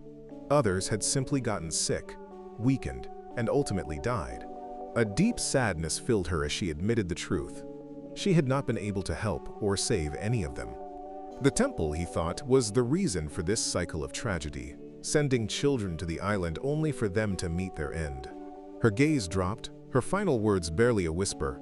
This was why she was alone now. Kai listened to her tragic history in silence. When she finished, he did not offer pity. Instead, he offered a new perspective built on the truth of their own encounter. He countered her story of loneliness with facts. He reminded her that she was there for him when he got sick. She had brought him to a safe place. She had even brought him fruit. He had been saved by her. A gentle smile touched his lips. He told her that was why she was not alone. Then, he formally introduced himself, stating his name was Kai Huisavarna. Finally, he extended his hand and asked her a simple, heartfelt question. Would she be his friend? The girl stared at Kai's extended hand, then at his face. His words, his offer of friendship after a lifetime of fear and isolation, seemed to truly reach her for the first time. The deep sadness in her crimson eyes began to soften, replaced by a glimmer of fragile hope. She took a small, hesitant breath. She had a name, one perhaps never spoken aloud to another person. In a quiet, clear voice, she finally introduced herself. She stated that her name was Abyss. A warm, genuine smile spread across Abyss's face upon finally sharing her name. She looked at Kai and said that it was nice to meet him.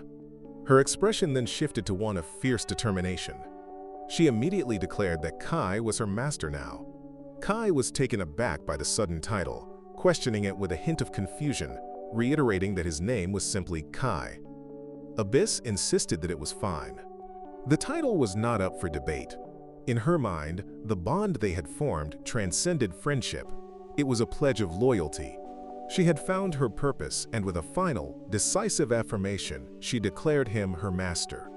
The dawnlight filtered into the small hut, illuminating a scene of perfect contentment. There, nestled together under a warm futon, the master and Abyss were wrapped in a peaceful embrace. Shifting slightly, Abyss was the first to speak. A gentle, cheerful smile graced her features as she looked at the man beside her, her voice soft but clear in the quiet room. "Good morning, master," she said, her greeting filled with genuine affection. The master, his own expression softening into a look of pure, relaxed happiness, did not hesitate to return the sentiment. Meeting her gaze, his reply was just as warm and heartfelt, completing their simple, cherished morning ritual. "Good morning," he said. The warm afterglow of the morning greeting quickly faded as Abyss's expression shifted to one of concern. She studied the master's face, her eyes searching for any sign of discomfort. She asked if he had felt sick again, her voice soft with worry. She then inquired if he had been cold during the night. Her protectiveness was evident as she continued her gentle interrogation, asking if he had slept well and reiterating her concern about the cold. The master offered a faint reassurance that he was fine, though his demeanor suggested he was still gathering his bearings. Internally, the master reflected on the circumstances that led to him sharing his life with Abyss. He observed her intense protective instincts, which struck him as being similar to an old man's heightened sense of caution. This led him to a more serious concern. He worried that her fervent desire to protect him would one day lead her into direct conflict with a dangerous foe. A moment of self-consciousness followed this thought, as he mentally chastised himself for the direction of his musings. He was left with a lingering sense of uncertainty, unsure how to reconcile his gratitude for her care with his fear for her safety. Abyss finished pouring water onto a section of the field, ensuring the soil was thoroughly dampened. She stood and addressed the man nearby. She informed Kai that she had completed watering that particular plot. Kai thanked her for her assistance. He then observed that the various tasks, such as the field work and the ongoing effort to reinforce their hut, had become significantly easier to manage with the addition of more people to share the labor. Internally, however, his thoughts turned to their limited resources. He noted that despite their progress, their diet remained largely unchanged, with potatoes and beans still constituting their staple foods. This reinforced his belief that obtaining a greater variety of sustenance was a necessary goal. His introspection was interrupted as Abyss called his attention to a new discovery. She was focused on a small plant, her curiosity piqued by an unfamiliar bud. She asked Kai if he knew what it was. Kai studied the peculiar bud, acknowledging Abyss's identification of it as the seed of creation. He confirmed that he truly had no idea what would eventually sprout from such a thing. His personal preference, he admitted, was for it to be a cereal grain. Ideally, it would be rice, he thought, or at the very least, corn. Yet his most immediate and pressing desire was simpler still. He wanted to eat meat. Abyss, processing this new information with a literal curiosity, inquired if such a thing as a meat-bearing fruit could exist. The question gave Kai pause, leading him to momentarily picture such an unnatural growth. The mental image was unsettling enough for him to decide that the concept was, in fact, rather horrifying. While they were still occupied with this strange botanical mystery, the plant itself continued its silent, rapid development. The buds swelled and grew larger with a visible quickness, marking the passage of time. Before long, several days had gone by, and the initial, curious bud had undergone a significant transformation into a much larger, more developed plant. Kai stared in disbelief at the fully formed head that had sprouted from the once small bud. His expression was one of pure shock, his mind struggling to process the impossible sight before him. The situation was so absurd that a stunned exclamation escaped his lips. "A child grew from it," he stated, his voice a mixture of awe and confusion. In stark contrast to his bewilderment, Abyss observed the scene with clear amusement. A faint, entertained smile touched her features as she watched Kai's reaction to the miraculous and bizarre result of the seed of creation. Where he saw shock and confusion, she seemed to find a delightful novelty. Kai turned to Abyss, his expression a mixture of confusion and uncertainty as he faced the bizarre result of their cultivation. He asked her what they should possibly do with it.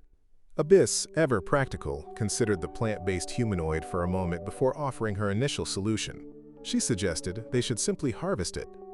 Kai, slightly taken aback by her straightforward approach, gave a small, bemused laugh and commended her, stating that was a really courageous suggestion. Her reasoning then became clear as she recalled his own frequent declarations. She reminded him that he was the one who had said he wanted to eat meat. With that in mind, she pointed at the creation and posed her logical, if unsettling, question, if he could eat this. Kai's refusal was immediate and absolute. He stated firmly that he could not eat that. A brief, contemplative silence fell between them as they both considered the strange situation. It was Kai who broke the silence, deciding on a course of action. He proposed that for the time being, they should at least try to dig it out. Abyss agreed to the plan. Privately, however, Kai held a firm reservation of his own. He thought to himself that he truly did not want this thing, especially if it was just a head. Kai examined the stout, humanoid form that had grown from the earth. Its most striking feature was its large, plant-like head, which seemed both absurd and fascinating. Abyss observed it with a calm practicality, noting aloud that the creature was ultimately much smaller than Kai had initially imagined it would be. Kai nodded in agreement, adding a precise observation of his own. He confirmed that it stood only about 2 heads tall. As he studied its peculiar shape and posture, a sudden wave of recognition washed over him. The purpose of this being became clear in his mind, and he identified it aloud, stating simply, "This is a warrior." No sooner had the words left his mouth than the figure stirred to life. Its eyes snapped open, and it emitted a low, guttural noise, signaling its awakening. Handling the situation with careful hands, Kai gently set the newly animated creature down onto the solid ground, allowing it to find its footing. The newly animated creature, now identified as a warrior, promptly shuffled forward and wrapped its stout arms around Kai's leg in an unexpected embrace. Kai jolted slightly, surprised by the sudden physical contact. Abyss leaned in closer, her head tilting as she studied the bizarre being clinging to her master. A quiet murmur of curiosity escaped her lips as she wondered aloud if such a strange fruit could even exist. Kai, slightly flustered by the grip on his leg, internally questioned if merely wondering about its origin was sufficient. Deciding action was needed, he looked down at the warrior and gave a gentle but firm command for it to stand down. Immediately, the creature released its hold, straightened its posture, and offered a crisp, clear salute to Kai. The swift and precise obedience confirmed Kai's growing suspicion. He noted internally that the warrior hadn't just heard him, it had understood him intuitively, grasping both the meaning and intent of his words without further explanation. This seamless communication led his thoughts down a new path. He mused quietly to himself, repeating the name, warrior. A compelling question began to form in his mind, wondering if this remarkable creation was, in fact, part of his own unknown ability. Kai observed the stout, plant-headed creature with a measure of skepticism. Despite having instinctively named it a warrior, its round, vegetative form bore no resemblance to any combatant he could envision. A new consideration surfaced in his mind, suggesting that its value might not be found in a martial appearance, but perhaps in latent physical power. He wondered if it possessed unexpectedly formidable strength. He decided to conduct a simple test. Extending a small, lightweight children's hoe toward the creature, he asked if it would help them reclaim a little more land. The warrior completely ignored the offered tool. Instead, it turned with clear purpose and walked directly toward a full-sized, heavy iron hoe resting against a nearby post. Seeing its intention, Kai felt compelled to offer a warning. He stated that the implement was made of iron and was genuinely heavy, concerned the being might not comprehend the tool's heft. The warrior displayed no reaction to the caution. It simply gripped the handle and lifted the massive hoe with unsettling, effortless grace. Without any visible strain or hesitation, it immediately began to work. The iron blade moved through the tough, untamed soil with shocking ease and devastating efficiency. Each powerful swing dug deep into the earth, turning over soil and severing roots, with a force that far surpassed any human capability. Kai could only watch, his initial skepticism replaced by silent awe at the sheer, raw strength being displayed before him. The warrior set the heavy iron hoe down, its task completed with an efficiency that left the surrounding land neatly tilled. It turned its large plant-like head toward Kai, standing with a silent, proud posture as it presented its work. Kai looked over the freshly turned soil, his expression one of pure astonishment. He was deeply impressed by the sheer speed and power demonstrated by the creation. Abyss observed the scene with practical clarity. She noted that this represented a new form of workforce for their growing settlement. Kai could only agree, stating that it certainly looked that way. Later, back within the safety of Tenohira village, Kai explained the entire situation and the warrior's capabilities to Enel. She listened intently, processing the information. She understood the significance immediately, identifying it correctly as a creation of labor force. She then offered a crucial insight. If the warrior originated from the essence of their village, she reasoned, then it should logically possess a resilience comparable to a human being. With that in mind, she posed a decisive question. Wasn't such a being perfectly suited for the dangerous work of exploring the land? Kai listened to her logic, and a look of realization crossed his features. He agreed with her assessment, admitting that he had not thought of that application himself. A look of deep concern immediately filled Abyss's expression the moment Kai mentioned his desire to explore beyond their safe perimeter. Her voice was laced with worry as she stated the obvious danger, telling him it was dangerous outside. Kai acknowledged her concern, agreeing that yes, it was indeed dangerous. Seeking to quell his ambition entirely, Abyss made a firm offer. She insisted that if he needed anything, she would personally look for it. Specifically addressing a common desire, she promised that if he wanted meat, she would hunt down monsters that were safe for him to eat. Kai turned her own logic back toward her. He responded by pointing out the flaw in her plan, stating that her proposed solution was itself dangerous, precisely because there were monsters. He sought her agreement, adding a soft "right" to his question. Internally, however, her protective feelings did not go unnoticed or unappreciated. He felt a genuine warmth at her fierce dedication to his safety. Yet his own resolve held firm. He wanted to find more resources himself and build a sustainable future for them all. He could not, and would not, simply rely on Abyss to shoulder every risk alone. Kai regarded Abyss with a serious and respectful demeanor.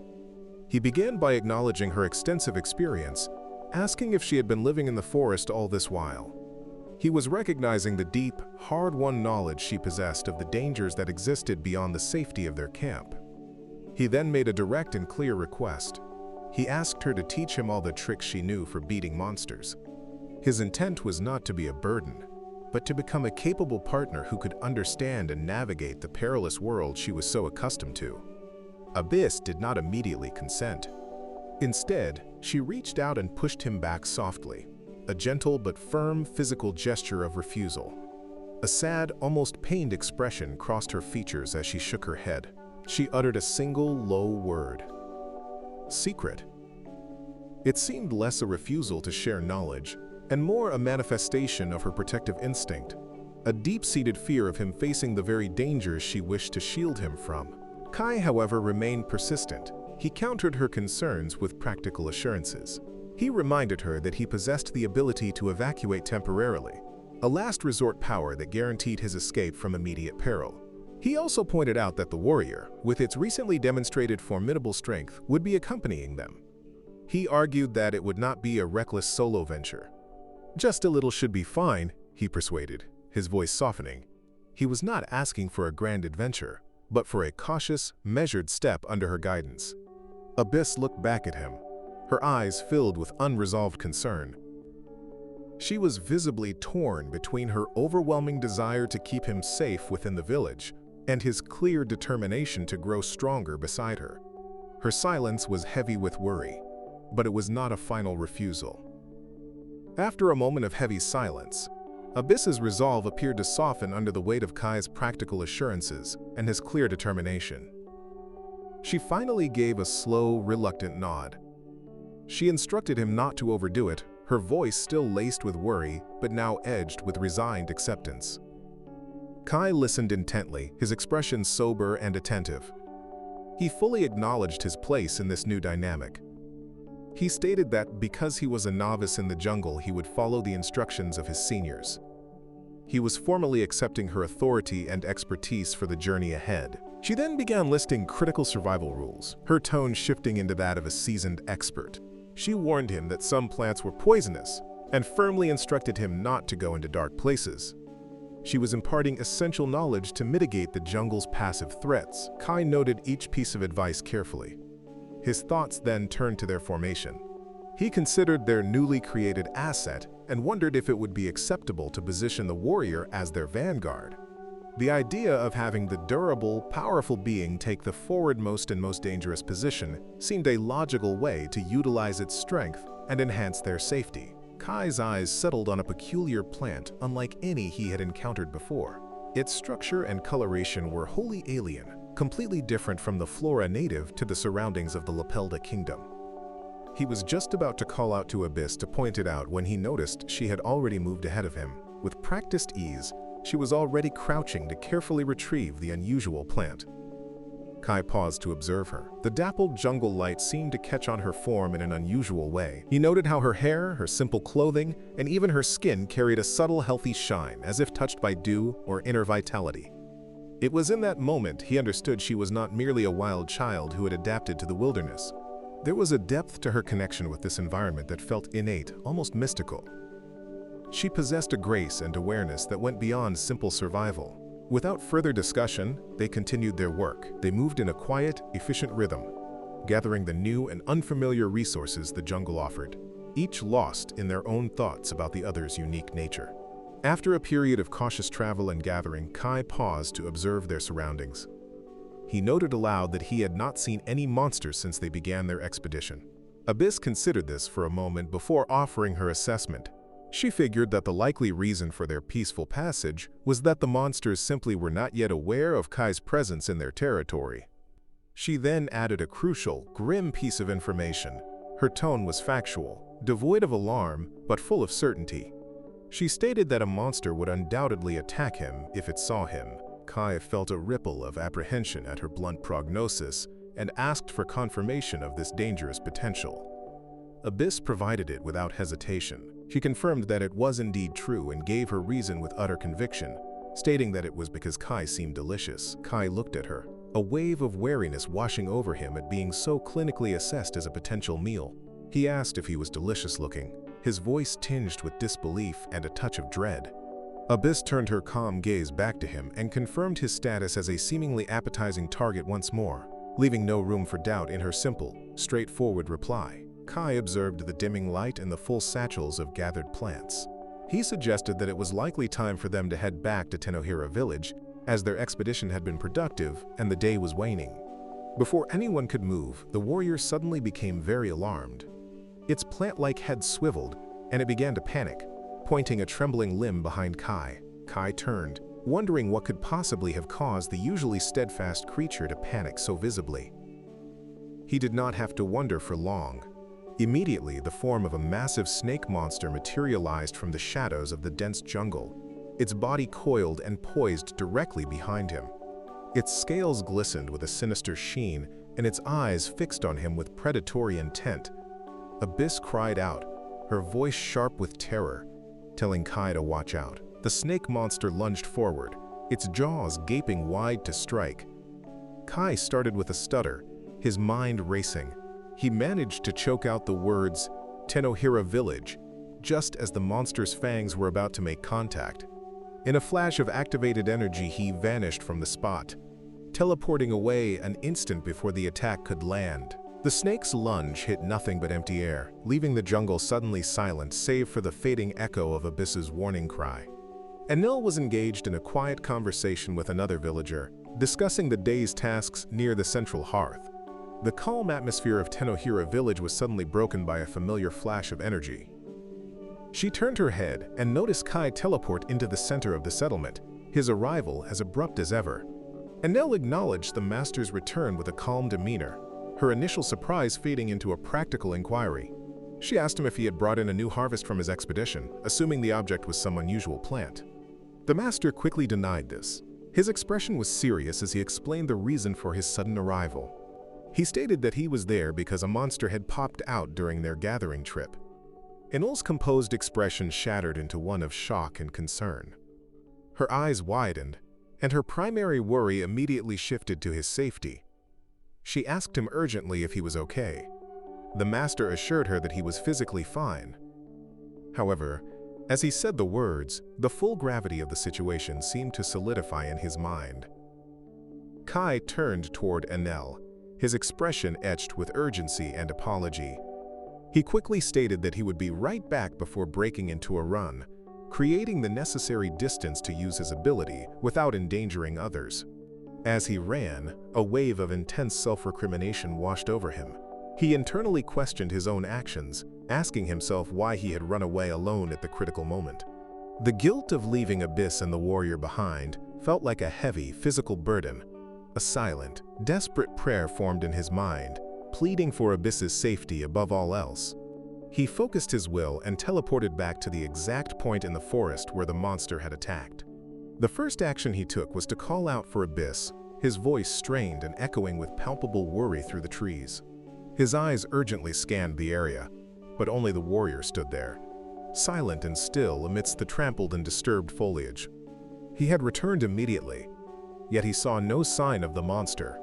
A cold sense of dread began to settle in as he wondered what could have possibly happened to Abyss, her absence alongside the vanished creature creating a void of terrifying uncertainty. Abyss's hand suddenly rested on Kai's shoulder from behind, her touch both firm and gentle. She stated that she was right there. Kai spun around, his eyes wide with a mixture of shock and overwhelming relief. He called her name, his voice cracking slightly as he urgently asked if she was okay. Abyss nodded, confirming that she was unharmed. She explained simply that the monster was gone. Without another word, she stepped forward and maintained her embrace, her hold tight and reassuring. Held in her arms, Kai's guilt surged to the surface. He apologized profusely for escaping alone, his words spilling out in a rush of self-reproach. He asked her if the experience had been scary for her, his tone filled with concern for her well-being. Abyss shook her head against his shoulder. She reassured him that it was okay. Her primary concern, she explained, was his survival. She was glad that he had escaped, emphasizing that if he died, then everything would be over. Her hold on him tightened slightly, underscoring the depth of her relief that he was safe. A profound and crushing sense of shame settled over Kai in the wake of the monster's retreat and Abyss's safe return. He looked inward, judging his own actions with harsh clarity. To run away alone felt pathetic, a selfish act of cowardice that abandoned his companions to face the danger. He bitterly acknowledged the limitation of his unique ability. While it allowed him to evacuate temporarily, guaranteeing his personal safety, it was a fundamentally selfish power. It only saved him, and while he was hidden away in that safe temporary space, he was completely blind to the fate of those he left behind. He could not tell what was going on outside. His thoughts immediately turned to the village. It was safe there, a sanctuary he could reach in an instant, but that knowledge offered no comfort. The safety of the village felt meaningless if it meant others suffered for his escape. He understood Abyss possessed vast knowledge on avoiding monsters, but he realized that mere avoidance was no longer sufficient. He couldn't stand the thought of her being put in a dangerous situation because of his weakness. This realization solidified into a new firm resolve. He could not rely solely on evasion and abandonment. He had to think of some other means to protect what mattered. He needed to create a way to confront the dangers of the island, not just flee from them. The goal was no longer just his own survival, but the safety of those who stood with him. Kai's resolve crystallized into a concrete plan. His eyes fell upon the silent, steadfast warrior, and he understood. The path forward was clear. He reasoned internally that in short, the point was the warrior. He knew he needed to strengthen the warrior further. The logic was simple. If they had a good weapon, then they could fight against monsters. But to forge such weapons and build a capable force, he first needed to raise the level of the farming village itself. Better tools, more advanced resources, and greater overall resilience were required. This necessity defined his long-term objectives. To that end, he would have to explore the island thoroughly and investigate the monsters that inhabited it. He understood this would not be a quick or easy endeavor. It would be a long process, requiring patience and persistent effort. Yet, he resolved to begin immediately with what they had. He concluded that, at the very least, stone tools were still useful. They represented a starting point, a humble but necessary step away from helplessness and toward a future where they could stand their ground and protect what mattered. A huge shadow suddenly loomed behind them, dark and menacing, cutting off the light. Abyss's eyes widened in alarm a split second before the attack came. She yelled a sharp, urgent warning to her master and shoved him away from her with all her strength. Immediately after she pushed him, a massive claw slammed into the exact spot where Kai had just been standing. The force of the impact was tremendous, tearing up the earth and sending debris flying. The attack was swift, brutal, and aimed with lethal precision. Had Abyss hesitated for even a moment, it would have struck him directly. A colossal, monstrous bird dominated the scene, its immense form casting a terrifying shadow over the jungle clearing. Its feathers were sharp and dark like fractured obsidian, and a single, massive eye glowed with predatory intelligence fixed on the small figure below. Its cruel, hooked beak looked capable of tearing through stone and flesh with equal ease. Dwarfed by this overwhelming presence, Kai was shown scrambling backward on the ground. His clothes were torn and dusty from a desperate, barely successful escape from the creature's initial strike. He stared up at the beast, his face a mask of stunned disbelief and exhaustion. The sheer scale of the monster made his survival feel fragile and improbable. Abyss's voice cut through the chaos, sharp and desperate. She screamed a single, commanding plea to her master, her words filled with a terror not for herself, but for him, telling him to please run away. Kai, alarmed by her desperate cry, looked up at the monster with deep worry etched across his face. The colossal bird unleashed a deafening roar directly at him, its sound a physical force that shook the air. In that moment of overwhelming threat, Abyss shouted to Kai once more, her voice straining to be heard over the monster's cry, urging him to move, to survive. Hope you enjoyed the recap. Smash that like button if you did, and subscribe for more. See you next time.